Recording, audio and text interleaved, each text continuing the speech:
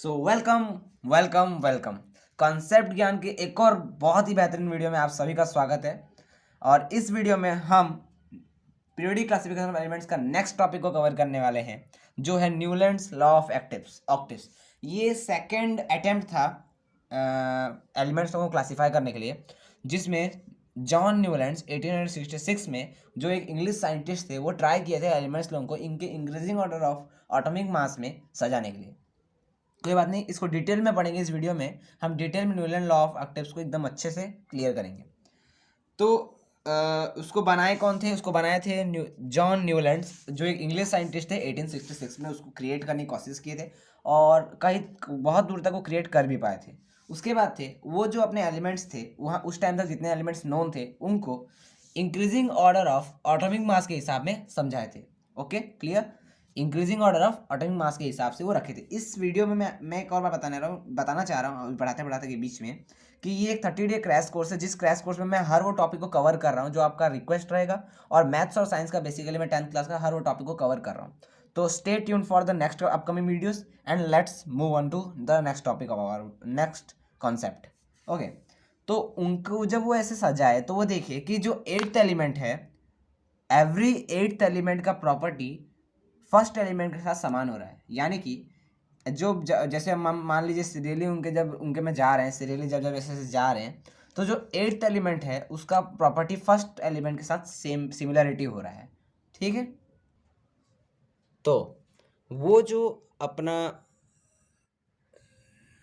बनाए थे, अपना क्लासिफिकेशन किए थे, उस क्लासिफिकेशन में वो ये बोले थे, वो उनका जो प्रॉपर्टी ये मैच कर रहा था। जब वो एटॉमिक मास के हिसाब से आगे अगर जब वो बनाए तो उसमें ये प्रॉपर्टी मैच किया कि जो एवरी 8th एलिमेंट था वो फर्स्ट एलिमेंट के साथ प्रॉपर्टीज़ को मैच कर रहा था। तो वो जो प्रॉपर्टी को मैच कर रहा था उसको वो संगीत का, यानी कि आप अगर मैं हिंदी में कहूँ तो संगीत का जो 7 सुर होता है उसके साथ उसको मतलब कंपेयर किया और वो सच निकला। जैसे कि संगीत में हम जानते हैं कि सा रे ग म प ध नी सा, फिर सा आता है, 1 2 3 4 5 6 7 8, यानी every 8th element is similar to the first element. तो इसके साथ वो कंपेयर किए थे और इसीलिए उनका जो क्लासिफिकेशन था उसको लॉ ऑफ ऑक्टेव्स के नाम से दिया गया, क्योंकि संगीत का जो 7 सुर होता है उसको इंग्लिश में ऑक्टेव्स ऑफ म्यूजिक कहा जाता है। इसीलिए उनका जो पीरियोडिक क्लासिफिकेशन था उसको वो न्यूलैंड्स लॉ ऑफ ऑक्टेव, अपने नाम के साथ में न्यूलैंड्स लॉ ऑफ ऑक्टेव्स के नाम से दिए थे 1866 में वो जब बनाए थे। Okay, is that clear? ठीक है, तो इतना तो क्लियर हुआ। उसके बाद एक और चीज़ मैं आप सभी को बताना चाहता हूँ कि उस टाइम तक कोई भी नोबेल गैस नोन नहीं था, यानी कि कोई भी नोबेल गैस है करके उस टाइम तक किसी को पता नहीं था। तो अभी मैं आप सबको लिख के दिखा चुका हूँ कि ये जो मैं बनाया हूँ ये टेबल, ये है न्यूलैंड लॉ ऑफ एक्टिव्स। ये न्यूलैंड इस हिसाब से अपने एलिमेंट्स को सजाए थे। पहले था हाइड्रोजन, क्योंकि मैं आपको बोला कोई भी नोबेल गैस नहीं था इसलिए हीलियम नहीं था। Hydrogen, lithium, beryllium, boron, carbon, nitrogen, oxygen, fluorine, neon नहीं था, क्योंकि नियॉन एक नोबेल गैस है, नियॉन नहीं था। Sodium, magnesium, aluminium, silicon, phosphorus, sulphur, chlorine, argon नहीं था, क्योंकि आर्गन एक नोबेल गैस है। Potassium, calcium, chromium, titanium, manganese, iron, या फिर आप उसको फेरम बोल सकते हैं। कोबाल्ट एंड निकल को एक जगह पे रखे थे। वो क्यों रखे थे और क्या उसका रीज़न था उसके बारे में हम आगे जानेंगे। और उसके बाद कॉपर, जिंक और वायर, इंडियम। ओके,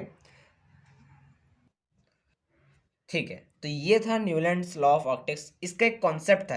मैं ये सीरीज में आपको सिर्फ कॉन्सेप्ट दे रहा हूँ, एग्जांपल दे रहा हूँ, या फिर कॉन्सेप्ट को क्लियर करने की कोशिश कर रहा हूँ। ओके, तो इसमें था क्रिएटर थे न्यूलैंड्स, वो एक इंग्लिश साइंटिस्ट थे, 1860 में बनाए थे। Increasing order of atomic mass के हिसाब से अपने टेबल को अरेंज किए थे।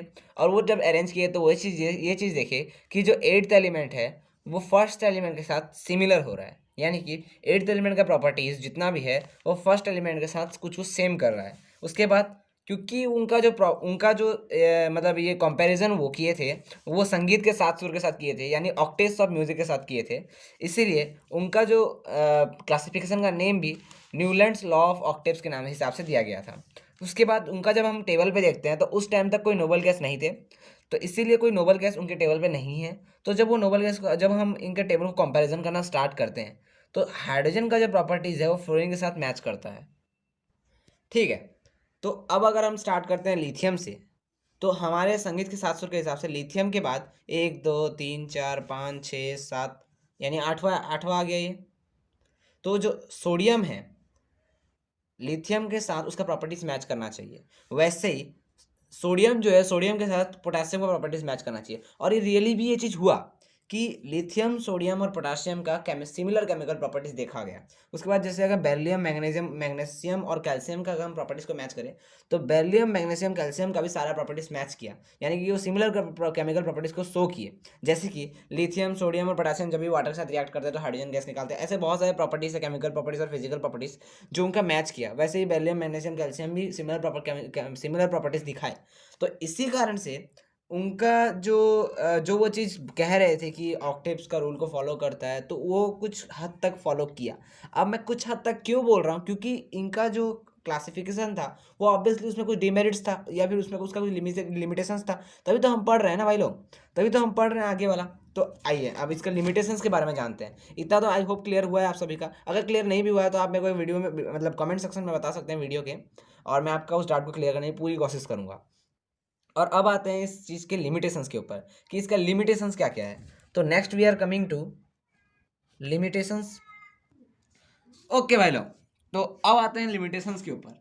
तो लिमिटेशन में पहली बात आता है कि इनका जो टेबल था सिर्फ कैल्शियम तक ही दोस्ती रख पाया, उसके बाद दोस्ती ही तोड़ दिया ये। यानी कि कैल्शियम के बाद वो लॉ ऑफ ऑक्टेव्स को, जैसे मैं बोला संगीत का 700 सा रे गा मा पा, वो सब कुछ फॉलो ही नहीं कर पाया ये। कैल्शियम के बाद से इनका लॉ और काम नहीं किया। तो ये पहला पॉइंट किया लिमिटेशन का। सेकंड पॉइंट क्या था कि न्यूलैंड सोच रहे थे कि सिर्फ 56 ही एलिमेंट इस दुनिया में और 56 से आगे बनेंगे ही नहीं। बट आज के डेट में आप सभी को पता है कि 118 एलिमेंट्स नोन है, और ऊपर से और एक दिन बाद नए नए एलिमेंट पता चल रहे हैं। तो ये बात गलत साबित हुआ न्यूलैंड का। और उसके साथ साथ न्यूलैंड बोल रहे थे कि और एलिमेंट्स नहीं मिलेंगे, और जब दूसरे एलिमेंट्स मिले तो वो जो उनका उनका जो क्लासिफिकेशन था न्यूलैंड लॉ ऑफ ऑक्टेव्स, उसको उसमें बैठ ही नहीं रहा था, उसमें फिट ही नहीं हो पा रहा था एलिमेंट्स लोग। ठीक है, अब तीसरा क्या था, एलिमेंट लोग को फिट करने के लिए, अच्छे से ढंग से सीट में बैठाने के लिए न्यूलैंड क्या किए, एक जगह में दो एलिमेंट रख दिए। जैसे कि कोबाल्ट और निकल को आप टेबल पे देख पा रहे होंगे, यहाँ पे कोबाल्ट और निकल को वो एक जगह पे रखे हैं, जबकि इनका अनलाइक प्रॉपर्टीज है। यानी कि फ्लोरीन, क्रोमीन और हाइड्रोजन, फ्लोरीन और क्लोरीन के साथ उनका प्रॉपर्टीज मैच नहीं करता है। तो इसीलिए एलिमेंट्स को फिट करने के लिए वो एक ऐसी जगह में कोबाल्ट और निकल को रख दिए जहाँ जिनके साथ उनका प्रॉपर्टीज मैच करता ही नहीं है। और इनफैक्ट उसके कारण उनका जो टेबल था, उनका जो क्लासिफिकेशन था, वो ज़्यादा ही कुछ डिमेरिटेबल हो गया, लिमिटेशंस ज़्यादा हो गए उसके। तो भाई लोग, चौथा जो मोस्ट इम्पोर्टेंट लिमिटेशन है न्यूलैंड्स का, वो ये है कि न्यूलैंड का जो लॉ था वो सिर्फ आयरन तक ही, आयरन को अलग के रख दिया था। यानी कि कोबाल्ट और निकल के साथ आयरन का प्रॉपर्टीज मैच करता है, बट आयरन को वो एक अलग दूर जगह में रख दिए थे और कोबाल्ट और निकल को एक अलग जगह में रख दिए। जैसे कि अब मैं आपको टेबल में दिखा रहा हूँ, ये देखिए यहाँ पे देख पा रहे हैं कि आयरन जो है वो यहाँ पे है और कोबाल्ट निकल यहाँ पे है। तो आयरन का प्रॉपर्टीज और कोबाल्ट निकल का प्रॉपर्टीज सेम होता है, बट आयरन को वो एक दूर जगह में रख दिए और कोबाल्ट निकल को एक अलग जगह में रख दिए। और हमारा क्लासिफिकेशन का रूल है कि हम सिमिलर प्रॉपर्टीज वालों को एक जगह पे रखें, बट इनका ये जो रूल था ये फार अवे कर दिए, दूर रख दिए, तो ये प्रॉपर्टीज को मैच नहीं कर पाया। तो ये कुछ डिमेरिट्स थे। और न्यूलैंड का लॉ ऑफ ऑक्टेव्स, यानी कि न्यूलैंड का जो क्लासिफिकेशन था, उसके बारे में आपको ब्रीफ डिस्क्रिप्शन था। तो I hope you like the video, और अगले वीडियो में हम एक और टॉपिक, इंपॉर्टेंट टॉपिक कवर करेंगे, इसी चैप्टर का आगे बढ़ेंगे। एक और मेंडली प्रेडिक्टेबल, जो मेंडली प्रेडिक्टेबल बहुत इंपॉर्टेंट है और वो कुछ हद तक सही भी था। मैं कुछ हद तक क्यों बोल रहा हूँ, सोचते रहिए और नेक्स्ट वीडियो में मिलते हैं। Okay bye.